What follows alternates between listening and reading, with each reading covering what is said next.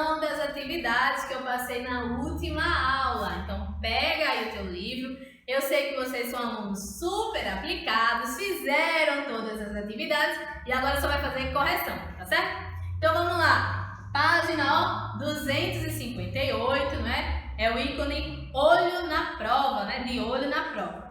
A questão 1 vai dizer assim: o termo BRICS tem sido utilizado para designar os países Brasil, Rússia, Índia, China e África do Sul.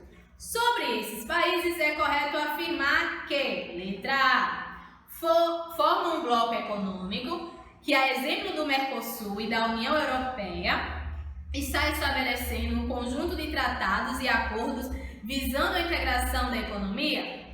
E aí, eles formam um bloco econômico? A gente viu na última aula que não, eles não são bloco econômico, né? São um termo designado para essa questão desses países que foram considerados que até 2050 eles teriam a sua economia bastante desenvolvida, tá certo? Então a letra A está errada. Letra B, são considerados países emergentes, embora possuam diferenças expressivas entre si no que diz respeito à população, ao território, aos recursos naturais e à industrialização. Então, ele está dizendo o seguinte: olha, eles são considerados países emergentes, ou seja, estão em desenvolvimento, apesar de eles serem diferenças. Diferença na questão industrial, de recurso mineral e na questão da população. E aí? Sim ou não? Sim. Então, essa alternativa está correta, é a letra B. Por que não é a letra C? Olha só, porque vai dizer, ó, sua importância como bloco econômico, inicialmente a gente já corta, ele não é um bloco econômico. Letra D, uma de suas características é a semelhança do regime político adotado. Errado, né? Se a gente vai comparar, por exemplo, o Brasil e a China, a política das duas é totalmente diferente. A letra E, sua emergência como bloco foi consequência da alta capacidade em articular necessidades globais. A gente já corta aí porque ele está chamando de bloco. Bloco, no caso, bloco econômico, tá? Então é a letra B. Questão 2. A organização dos países em blocos econômicos visa facilitar a economia dos países, estimulando as trocas e a produção. Sobre os principais blocos, suas características e finalidades, assinale a alternativa correta, tá? Ele vai te dar blocos aqui. E se você não conhece alguns, você pesquisa, tá? Vai falar assim, ó. A ALCA é constituída por países africanos e promove a valorização de seus produtos. Errado. Mercosul reúne todos os países da América do Sul e visa ampliar as trocas comerciais e o fluxo de pessoas entre os seus membros. Errado também. O SEI reúne os países da Europa Ocidental, que são liderados pela Inglaterra, que por sua vez tem a hegemonia econômica dessa parte do continente. Também está errado. Letra D, União Europeia, formada por todos os países da Europa e permite a livre circulação no continente de pessoas e mercadorias. Também está errado. Então será quem? Letra E, que vai falar do NAFTA, né? Formado pelos países da América do Norte e eliminou as barreiras tarifárias entre os seus membros, tá? Então aí 2 é. A questão 3, penúltima questão aí, vai dizer o seguinte: um dos fenômenos importantes da economia global é a formação de blocos econômicos. Sobre seus modelos, características e exemplos, pode-se considerar, então, alternativa a existência de um livre comércio e o estabelecimento de taxas alfandegárias compatíveis a cada membro com o mercado comum europeu.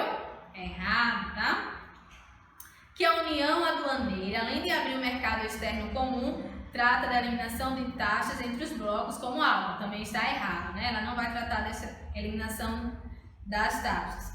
A C, um mercado comum que permite a livre circulação de capitais, produtos e serviços e pessoas, a exemplo da União Europeia. Então está correto. Lembra que a relação entre a União Europeia, esse bloco com os países, é uma relação de mercado comum, tá? Então é a C que está correta, ok?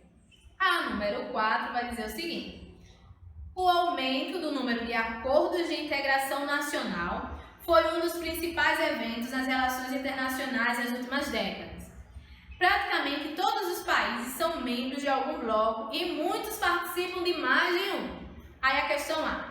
Apresente duas vantagens de criação de blocos econômicos para os países integrantes. Então, o que é que a gente pode citar aí? Redução de taxas e também aí a gente pode citar aumento do volume de trocas comerciais. Então, a gente pode citar redução de taxas e aumento do volume de trocas comerciais, tá? São aí vantagens, 2 exemplos de vantagem. Agora ele vai dizer assim, apresente uma característica que diferencia a União Europeia de outros acordos de integração regional. Então, o que é que a gente pode citar aí? O que é que você pode dizer? Ele é o primeiro, mercado unificado comum de países.